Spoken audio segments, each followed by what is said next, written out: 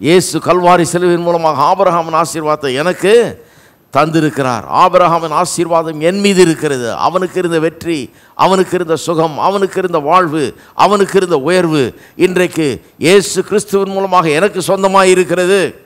அவர் வார்த்தையா பயமில்லை என்னிலே, அவர் வார்த்தையா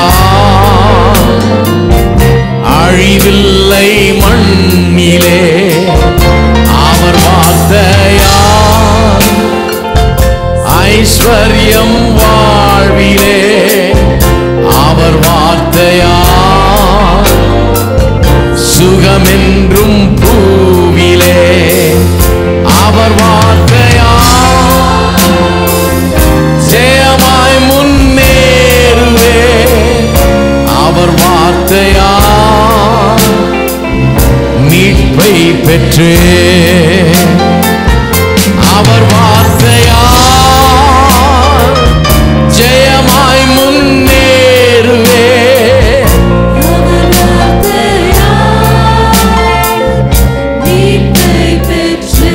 இன்னொரு முறை பாடுவோம். அவர் வார்த்தையா பயமில்லை என்னிலே, அவர் வார்த்தையா அழிவில்லை மண்ணிலே, அவர் வார்த்தையா ஐஸ்வர்யம் வாழ்விலே, அவர் வார்த்தையா சுகமென்றும் பூவிலே, அவர் வார்த்தையா ஜெயமாய் முன்னேறுவே, அவர் வார்த்தையா மீட்பை பெற்றே, அவர் வார்த்தையா ஜெயமாய் முன்னேறுவே, அவர் வார்த்தையா.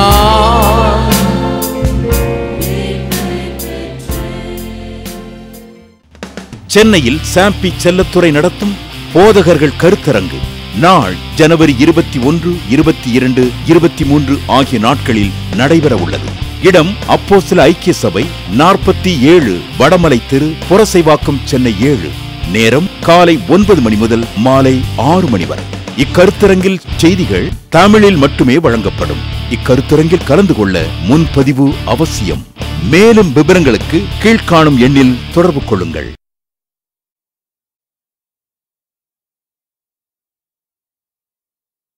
மார்க் எழுதின சுவிசேஷம் 4ஆம் அதிகாரம் 26 29 வரை வாசிக்கிறேன்.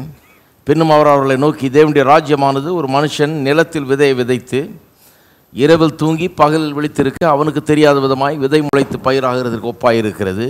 எப்படி என்றால், நிலமானது முன்பு முளையையும் பின்பு கதிரையும் கதிரில் நிறைந்த தானியத்தையும் பலனாக தானாய் கொடுக்கும். பயிர் விளைந்து அறுப்பு காலம் வந்தவுடனே அறுக்கிறதுக்கு ஆட்களை அனுப்புகிறான் என்றார்.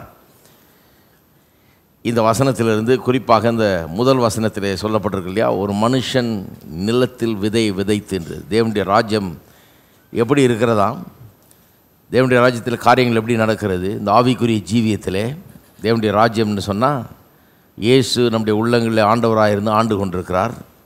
அவருக்காக நாம் வாழ்ந்து கொண்டிருக்கிறோம். இதில் காரியங்கள் எப்படி நடக்கிறது நம்முடைய வாழ்க்கையிலங்கிறத இயேசு இங்கே விவரிக்கிறார். சொல்கிறாரு, தேவனுடைய ராஜ்யமானது ஒரு மனுஷன் நிலத்திலே விதையை விதைத்து இரவில் தூங்கி பகல் விழித்திருக்கு அவனுக்கு தெரியாத விதமாய் விதை முளைத்து பயிராகிறதுக்கு ஒப்பாயிருக்கிறதுங்கிறார். அப்போ இந்த விதை என்கிறது கர்த்தருடைய வார்த்தை என்கிறதை இந்த அதிகாரத்திலேயே 14ஆம் வசனத்தில் பார்த்தீங்கன்றால் இயேசுவே அதை வியாக்கியானம் பண்ணுகிறார். அந்த விதைன்னு சொல்கிறாரு. எங்கே விதைக்கிறோங்கிறதையும் அந்த முதல்ல சொன்ன ஓமையில் அந்த 14ஆம் வசனத்துலேருந்து ஒரு ஓமை சொல்லப்பட்டிருக்கு இல்லையா, அந்த ஓமையில் சொல்லப்பட்டிருக்கிறது நிலம் நம்முடைய இருதயம் என்று. அப்போ தேவனுடைய ராஜ்யத்திலே இதைத்தான் பார்த்து வருகிறோம்.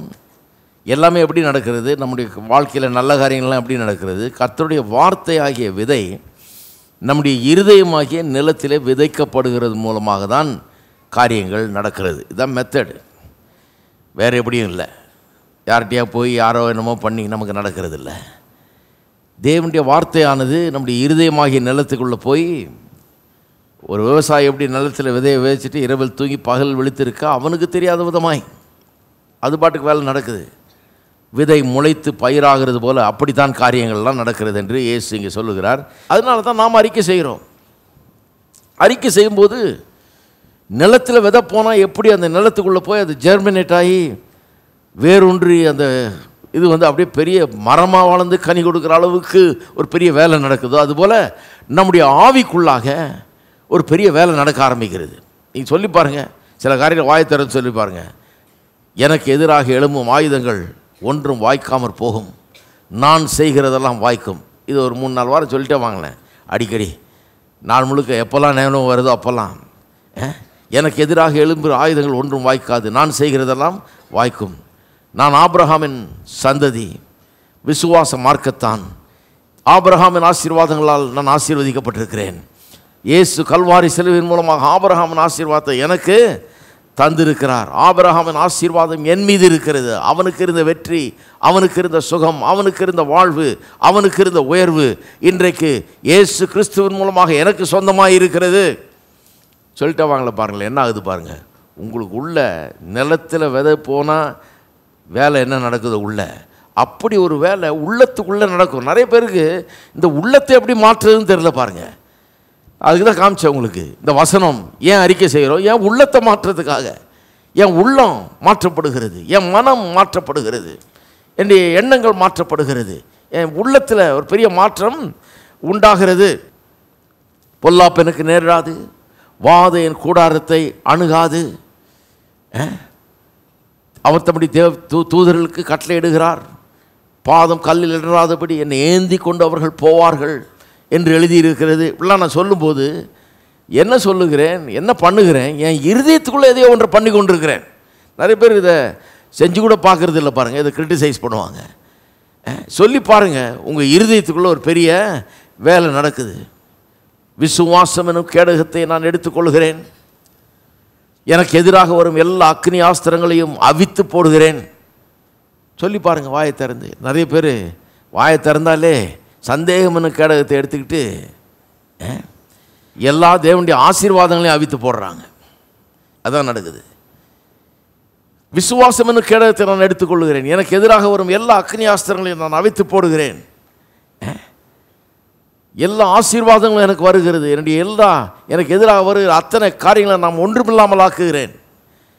அவர் என்னை சாபத்திலிருந்து மீட்டு கொண்டார். மரத்திலே தூக்கப்பட்டவன் எவனும் சபிக்கப்பட்டவன் என்று எழுதியிருக்கிறபடி கிறிஸ்து எனக்காக சாபமாகி நியாயப்பிரமாணத்தின் சாபத்திலிருந்து என்னை நீங்களாக்கி மீட்டு கொண்டார். ஆபிரகாமின் ஆசீர்வாதம் எனக்கு உண்டாயிருக்கிறது. நான் ஆசீர்வதிக்கப்பட்டவன். சில சொல்கிறாங்க, என்னையா கையில் காசு இல்லை, ஒன்றும் இல்லை, சரீரத்தில் வியாதி இருக்குது, எல்லாத்துலேயும் தோல்வி, எல்லாத்துலேயும் பிரச்சனை, ஒரே வாழ்க்கையே ஒரே அலங்கோலமாக இருக்குது. நீங்கள் நான் ஆசீர்வதிக்கப்பட்டவன் சொல்கிறீங்களே, எப்படி சொல்கிறது? வாயை திறந்து சொல்லுங்கள். ஹலோ, எப்படி சொல்கிறதுனா வாயை திறந்து சொல்லுங்களேன். அது கஷ்டமா? இல்லைங்க, தோல்வியில் இருக்கிறேன், ஒன்றுமே இல்லை, நான் எப்படி ஆசீர்வதிக்கப்பட்டேன்னு சொல்லுங்கள். சொன்னால் தானே வேலை நடக்கும். பயிரிட்டால் தானே பயிர் உண்டாகும், விளைச்சல் உண்டாகும். ஒன்றுத்தையுமே பயிரிடுறதில்லை, ஒரு பெரிய விளைச்சல் ஏதாவது நல்லது நடக்கும்னு எதிர்பார்க்குறாங்க. இன்னும் கேட்டால் கெட்டதையே பயிரிட்டு இருக்கிறது. என் வாழ்க்கையே உருப்பிடல, எல்லாமே தப்பாக போகுது, நான் செய்கிறதெல்லாம் வாய்க்க மாட்டேங்குது, ஒன்றுமே நடக்க மாட்டேங்குது, எனக்கு மட்டும் இது நடக்க மாட்டேங்குது, எல்லாருக்கும் ஊரில் நடக்குது, எனக்கு இப்படி தான் பேசுகிறாங்க பாருங்கள். தப்பானதையே பயிரிட்டு இருக்கிறாங்க, ஆனால் நல்லது விளையும்னு பார்க்குறாங்க. அதையெல்லாம் யாரும் தப்புன்னு சொல்கிறதில்ல பாருங்கள். கிறிஸ்தவத்தில் அதெல்லாம் யாரும் தப்புன்னு சொல்கிறதில்ல, ஜனங்களுக்கு சொல்லியே தர்றதில்லை. இப்படி பேசக்கூடாதுன்றத சொல்லி தர்றதே கிடையாது. வேத வசனம் அதைத்தான் சொல்லி தருது. வாய் மொழியினால் மகிழ்ச்சி உண்டாகும் ஒரு மனுஷனுக்கு. இந்த வாய் ஜீவ விருட்சமாக இருக்கிறது, நாவு ஜீவ விருட்சமாக இருக்குது. வேத வசனம் இதை தான் போதிக்குது பாருங்க. இந்த நாவு தான் எல்லா நன்மைகளையும் நமக்கு கொண்டு வருகிறதுன்ற இப்படி தான் நம்ம எடுத்துக்கொள்கிறோம் எல்லாத்தையும். இதை சொல்லாமல் விட்டுட்டோம் விசுவாசிகளுக்கு. அதனால் அவங்க என்ன நினைக்கிறாங்க, என்னுடைய ஆவிக்குரிய ஜீவித்துக்கும் என்னுடைய வெற்றி வாழ்க்கைக்கும் நான் என்ன பேசுகிறேங்கிறதுக்கும் சம்மந்தமே இல்லைன்னு நினைக்கிறாங்க. இந்த வாய், இந்த நாவு கர்த்தருடைய வார்த்தையை அறிக்கை செய்து என்னுடைய உள்ளத்தில், இருதயத்தில் நல்ல காரியங்களை பயிரிடுவதற்காக கொடுக்கப்பட்டிருக்கிறது. என்னுடைய இருதயம் ஒரு நல்ல நிலமாயிருக்கிறது. எல்லாரும் சொல்லுங்க பார்ப்போம். என்னுடைய இருதயம் ஒரு நல்ல நிலம், எதை விதைத்தாலும் அங்கே விளையும். நான் சுகத்தை விதைக்க முடியும், வெற்றியை விதைக்க முடியும், வாழ்வை விதைக்க முடியும், ஐஸ்வர்யத்தை விதைக்க முடியும், நல்ல எதிர்காலத்தை விதைக்க முடியும். என்னுடைய இருதயம் ஒரு நல்ல நிலம்.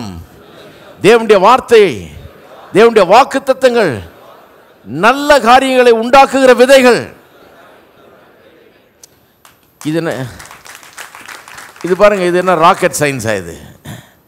இது ரொம்ப சிம்பிள், சாதாரண காரியம். இப்படி தான் இயேசு போதித்தார், இப்படி தான் சொன்னார். இப்படி பண்ணாமல் தேவனுடைய ராஜ்யத்தை நம்ம பார்க்க முடியாது. நம்முடைய வாழ்க்கையில் தேவனுடைய ஆளுகையும் அவர் தேவைகளை சந்திக்கிறதையும் காரியங்கள் நடக்கிறதையும் நம்ம பார்க்க முடியாது. இந்த ராஜ்யம் நம்முடைய தேவைகளை எல்லாம் சந்திக்கக்கூடிய ராஜ்யம். இந்த ராஜ்யத்தில் குறைவே கிடையாது. பாருங்கள், சில நாடுகளுக்கு போனீங்கன்னா அங்கே எந்த குறையும் கிடையாது. அந்த அளவுக்கு அவங்க எல்லாம் பார்த்துக்கிறாங்க. அரசாங்கம் அவ்வளவு கவனமாக இருக்கிறாங்க. எல்லாருக்கும் எல்லாத்தையும் கொடுக்குற அளவுக்கு அவங்க எல்லாம் செய்கிறாங்க. இந்த தேவனுடைய ராஜ்யம் இந்த உலகத்தின் எல்லா அரசாங்கங்களுக்கு காட்டிலும் பெரிய பெரிய அற்புதமான ராஜ்யம். எல்லா தேவைகளையும் மிகச்சிறப்பாக சந்திக்கக்கூடிய ராஜ்யம். ஆனால் எப்போ நம்முடைய தேவைகள்லாம் சந்திக்கப்படும்? என்றைக்கு நம்முடைய தேவையெல்லாம் சந்திக்கப்படுகிறது நாம் காணப்போகிறோம்? எப்படி அது சந்திக்கப்படும்? எப்படி இந்த நிறைவான வாழ்க்கையை அடைவது? விதைகள் கொடுக்கப்பட்டிருக்கிறது, இருதயம் இருக்குது.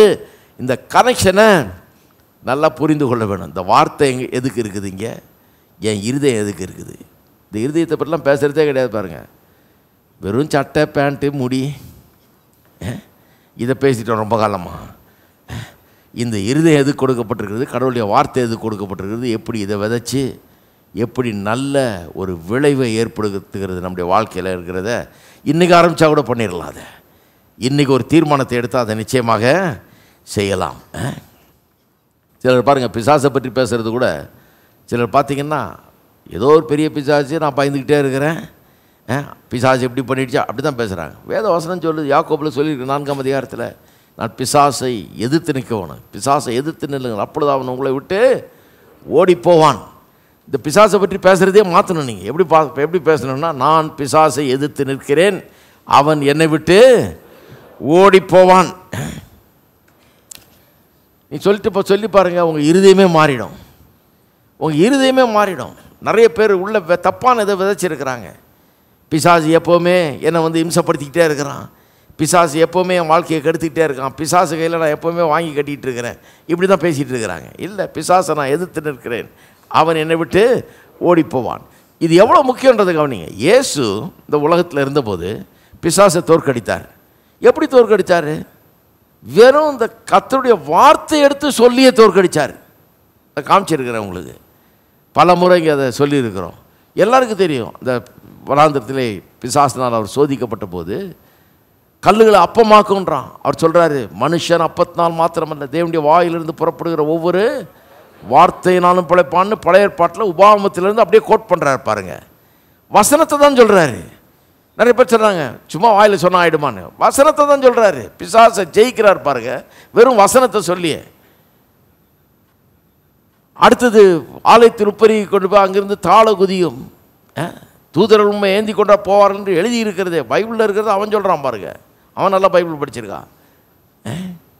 அப்போ அவர் சொல்கிறார், தேவனாகிய கர்த்தரை பரீட்சை பாராதிருப்பாயாக என்றும் எழுதியிருக்கிறது. நிறைய பேருக்கு எழுதியிருக்குதுன்னா விழுந்துருவாங்க இவங்க. ஏன்னா அதை அனலைஸ் பண்ணக்கூடிய அளவுக்கு அவங்களுக்கு அறிவு கிடையாது. ஆமாம், எழுதியிருக்குது, பைபிளில் இருக்குது, பைபிளில் நிறைய எழுதியிருக்குது, எப்படின்னு புரிஞ்சுக்கணும் அதை. ஆமாம், எழுதியிருக்குது, 91ஆம் சங்கீதத்தில் சொல்லியிருக்குது, தூதர்கள் ஏந்தி கொண்டு போவார்கள் பாதம் கல்லில் இடராதபடிக்குன்னு. ஆனால் இன்னொன்று எழுதியிருக்குது, தேவனாகிய கர்த்தரை பரீட்சை பாராதிருப்பாயாகன்னு எழுதியிருக்குது. எப்படி யூஸ் பண்ணுறார் பாருங்கள் வசனத்தை. வாயை திறந்து வசனத்தை சொல்லியே வெற்றி எடுக்கிறார். மலை உச்சி கொண்டு போய் இந்த ராஜ்யங்களெல்லாம் காண்பித்து, அதனுடைய ஐஸ்வர்யங்களெல்லாம் காண்பித்து, இதெல்லாம் உனக்கு தருகிறேன், இதெல்லாம் என்னிடத்தில் ஒப்படைக்கப்பட்டிருக்கிறது, நான் உனக்கு தர்றேன்ற. ஆதாம்கிட்டேருந்து இவன் பிடுங்கினதெல்லாம் எல்லாம் தர்றேன், என்னை தாழ விழுந்து பணிந்து கொள்ளுன்றான். ஏசு முடியாதுன்றாரு. தேவனாகிய கர்த்தரை மட்டும் ஆராதிப்பாயாக எழுதியிருக்கின்றார். எல்லாம் வசனத்தை கோட் பண்ணுறார் பாருங்க, வசனத்தை கோட் பண்ணுறார். அப்போ நானும் பிசாசை எப்படி மேற்கொள்கிறது? நீங்களும் நம்ம வேறு மெத்தட் வச்சுருக்காரா? அவர் இப்படி பண்ணி காமிச்சிருக்காரு. நமக்கு வேறு மெத்தட் வச்சுருக்காரா? நம்ம வேறு விதமாக பண்ண சொல்கிறாரா? அவர் பண்ணதே தான் நம்மளும் பண்ணணும். அவர் செஞ்ச விதத்தில் தான் நாமளும் பிசாசை ஜெயிக்கணும். அவர் எப்படி எதிர்த்து நின்னாரோ அதே மாதிரி தான் நம்மளும் எதிர்த்து நிற்கணும். இதுதான் இங்கே வேத வசனத்தை இதுக்கு தான் அந்த வேத வசனத்தை நல்லா கவனிக்கணும், இதெல்லாம் புரிந்து கொள்ள வேணும். பாருங்கள், அவர் எப்படி பண்ணார்னா அதை பார்த்துட்டு அதே நாம் பண்ண வேண்டியதான். ஏன்னா அவர் அதை காண்பிக்கிறதுக்கு தான் வந்தார். எப்படி பிசாசை மேற்கொள்வது என்பதை காண்பிக்கிறதுக்கு தான் வந்தார். அப்போ ஏன் வாயை திறந்து நான் சொல்லணும்? தரித்திரத்தில் கிடக்கிற ஒன்றும் இல்லாமல் இருக்கிறேன்னு சொன்னால் நான் சொல்லணும், எனக்கு தரித்திரத்தை இல்லை, அவர் ஐஸ்வர்யமுள்ளவராக இருந்தும் என் நிமித்தம் அவர் தரித்திரரானார். ஏன்? அவருடைய தரித்திரத்தின் மூலம் நான் ஐஸ்வர்யவான் ஆகும்படிக்காக. சொல்லி பாருங்க பார்ப்போம். நிறைய பேர் தரித்திரத்திலே கிடப்பாங்களொழி இதை சொல்ல மாட்டாங்க, இல்லாமையிலே இருப்பாங்களொழி இதை வாயத்திறன்னு சொல்ல மாட்டாங்க. அவர் ஐஸ்வர்யமுள்ளவராக இருந்தார், என் நிமித்தம் தரித்திரரானார், நான் அவருடைய தரித்திரத்தின் மூலமாக ஐஸ்வர்யவான் ஆகும்படியா இப்படி செய்தார். இதை வாயை திறந்து சொல்லும் போதுதான் சூழ்நிலை மாறுகிறது. பாருங்க, எனக்கு தரித்திரத்தை இல்லை, எனக்கு ஐஸ்வர்யத்தை அவர் கொடுத்திருக்கிறார். எனக்கு வியாதி இல்லை, எனக்கு சுகத்தை அவர் தந்திருக்கிறார். என் நோய்களை சுமந்து தீர்த்திருக்கிறார். இதெல்லாம் சொல்லும்போது தான் இது நடக்கிறது. ஒவ்வொரு நாளும் சொல்ல வேணும். ஒவ்வொரு நாளும் காலையிலேருந்து சொல்லி பாருங்கள், நாள் முழுக்க சொல்லுங்கள் பார்ப்போம். எனக்கு குறைவே இல்லை, கர்த்தர் என்ற மேய்ப்பராக இருக்கிறார், நான் தாழ்ச்சி அடைவதில்லை. சொல்லுங்கன்னு சொன்னால் ஜனங்க என்ன சொல்கிறாங்க? பாக்கெட்டில் ஒன்றுமே இல்லைங்க, எப்படி சொல்கிறது? பாக்கெட்டில் ஒன்று இருந்தாலும் வாய் இருக்கு இல்லையா? வாயை திறந்து நான் தாழ்ச்சி அடைவதில்லை, கர்த்தர் என் மேய்ப்பராக இருக்கிறபடியினால் நான் தாழ்ச்சி அடைவதில்லைன்னு சொல்கிற அவ்வளோ கஷ்டமா? எல்லாம் சொல்லுங்க பார்ப்போம். கர்த்தர் என் மேய்ப்பராக இருக்கிறபடியினால் நான் தாழ்ச்சி அடைவதில்லை, குறைவுபடுவதில்லை, ஒன்றிலும் ஒருபோதும் குறைவுபடுவதில்லை. அப்போ தான் இந்த காலி பாக்கெட்டு நிரம்பும். சும்மா காலி பாக்கெட்டே பேசிகிட்டு இருக்கக்கூடாது. சிலர் இருக்கிறாங்க, உள்ளே கை விட்டு பாக்கெட்டை வெளியே எடுத்து காமிப்பாங்க, ஒன்றும் இல்லை பாருங்க, அதில் ரொம்ப கரெக்டாக இருப்பாங்க. ஆனால் வேதவசனம் சொல்லுது, அவர் என்று மெய்ப்பராக இருக்கிறார், நான் தாழ்ச்சி அடைவதில்லை. இது வேதவசனத்தின் ஒரு பிரின்சிபல். பாருங்கள், இந்த இந்த பிரின்சிபல் என்னன்னு சொல்லுது வேதவசனம்? இல்லாதவைகளை இருக்கிறவைகளை போல அழைக்கிற தேவன். கடவுளே இதை ஃபாலோ பண்ணுறார். கடவுளே இப்படி தான் பண்ணுறாரு பாருங்கள், இப்படி தான் ஆப்ரேட் பண்ணுறாரு. மனுஷனை தம்முடைய சாயலில் உண்டாக்கிட்டு நம்மையும் அப்படியே ஆப்ரேட் பண்ண சொல்கிறாரு. சில வசனங்களை வாசிக்கிற பாருங்கள், இந்த வசனங்களெல்லாம் குறித்து கொள்ளுங்கள். ஏன்னா இதுதான் இந்த காரியங்களை நமக்கு திட்டவட்டமாக அது வேத வசனத்தின் சத்தியம் என்பதை காட்டுகிறது. 1 கொரிந்தியருக்கு திருப்போம். 1 கொரிந்தியர் 1ஆம் அதிகாரம் 26. எப்படியேல் சகோதரரே, நீங்கள் அழைக்கப்பட்ட அழைப்பை பாருங்கள். மாம்சத்தின்படி ஞானிகள் அநேகர் இல்லை, வல்லவர்கள் அநேகர் இல்லை, பிரபுக்கள் அநேகர் இல்லை. ஞானிகளை வெட்கப்படுத்தும்படி தேவன் உலகத்தில் பைத்தியமானவைகளை தெரிந்து கொண்டார். பலமுள்ளவைகளை வெட்கப்படுத்தும்படி தேவன் உலகத்தில் பலவீனமானவைகளை தெரிந்து கொண்டார். உள்ளவைகளை அவமாக்கும்படி உலகத்தின் இழிவானவைகளையும் அற்பமாய் எண்ணப்பட்டவைகளையும் இல்லாதவைகளையும் தெரிந்து கொண்டார். என்ன பண்ணுறாங்க? ஒரு லிஸ்ட் மாதிரி கொடுக்குறாரு பாருங்கள். அதில் கடைசி இதை கவனிக்கணும், கடைசி ஐட்டமை. உள்ளதை அவமாக்கும்படி தேவன் என்ன தெரிந்து கொண்டாராம்? இல்லாதவைகளை தெரிந்து கொண்டார். அப்போ என்ன சொல்ல வர்றாங்க? ஒரு பிரச்சனை இருக்குது, ஒரு சூழ்நிலை இருக்குது. இது அர்த்தம் என்னென்னா, உங்களுக்கு ஒரு ப்ராப்ளம் இருக்குது, கண்ணில் பார்க்கக்கூடிய அளவுக்கு அந்த ப்ராப்ளம் இருக்குது, வாழ்க்கையில் அந்த ப்ராப்ளம் இன்றைக்கி இருக்குது. நீங்கள் என்ன பண்ணணும்?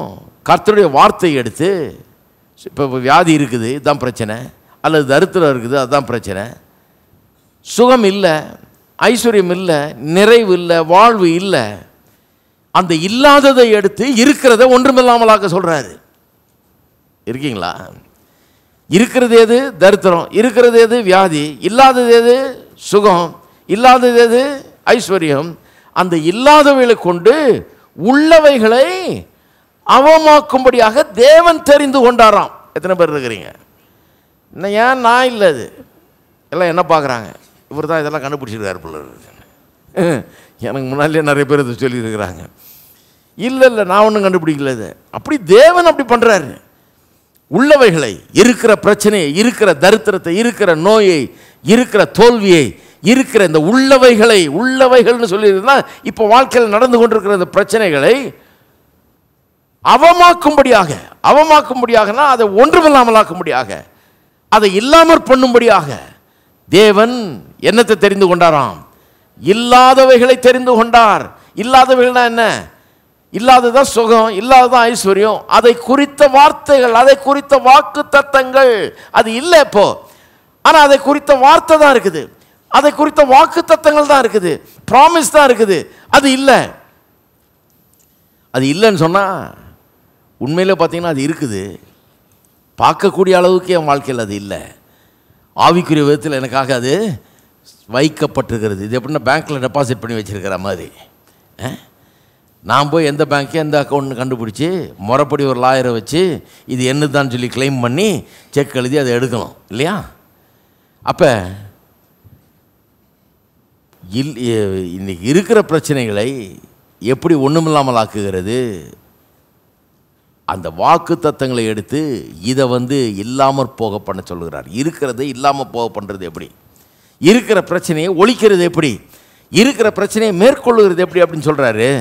என்ன சொல்கிறாரு? இல்லாதவைகளை கொண்டு உள்ளவைகளை அவமாக்க தேவன் அப்படி தெரிந்து கொண்டார். சென்னையில் சாம்பி செல்லத்துறை நடத்தும் போதகர்கள் கருத்தரங்கு நாள் ஜனவரி 21, 22, 23 ஆகிய நாட்களில் நடைபெற உள்ளது. இடம் அப்போஸ்தல ஐக்கிய சபை 47 வடமலை தெரு, புரசைவாக்கம், சென்னை 7. நேரம் காலை 9 மணி முதல் மாலை 6 மணி வரை. இக்கருத்தரங்கில் செய்திகள் தமிழில் மட்டுமே வழங்கப்படும். இக்கருத்தரங்கில் கலந்து கொள்ள முன்பதிவு அவசியம். மேலும் விவரங்களுக்கு கீழ்காணும் எண்ணில் தொடர்பு கொள்ளுங்கள். என்னை வாழ வைக்க ஒப்பு கொடுத்தீரும்மையே, வாதிக்க கொடுத்தீரே திருவுடலை எனக்கா. என்னை வாழ வைக்க ஒப்பு கொடுத்தீரும்மையே, வாதிக்க கொடுத்தீரே திருவுடலை எனக்கா. உந்தன் அன்பு பெரியதே, உந்தன் அன்பு பெரியதே, உந்தன் அன்பு பெரியதே, உந்தன் அன்பு பெரியதே, ஈடிணையற்றதே. உந்தன் கிருபை பெரியதே, உந்தன் கிருபை பெரியதே, உந்தன் கிருபை பெரியதே, உந்தன் கிருபை பெரியதே. கிருபையான இயேசுவே, நல்லவர் நீ, மிகவும் நல்லவர் நீ, நல்லவர் நீ, நன்மைகள் செய்பவர் நீ. எல்லாரும் நல்லவர் நீ, மிகவும் நல்லவர் நீ, நல்லவர் நீ, நன்மைகள் செய்பவர் நீ. பாவத்தின் முழு உருவமாய் நீர் பாவமானீரே, பிரிக்கப்பட்டீரே என்னை இணைத்திடவே. பாவத்தின் முழு உருவமாய் நீர் பாவமானீரே, பிரிக்கப்பட்டீரே என்னை இணைத்திடவே. உந்தன் அன்பு பெரியதே, உந்தன் அன்பு பெரியதே, உந்தன் அன்பு பெரியதே, உந்தன் அன்பு பெரியதே, ஈடிணையற்றதே. உந்தன் கிருபை பெரியதே, உந்தன் கிருபை பெரியதே, உந்தன் கிருபை பெரியதே, உந்தன் கிருபை பெரியதே.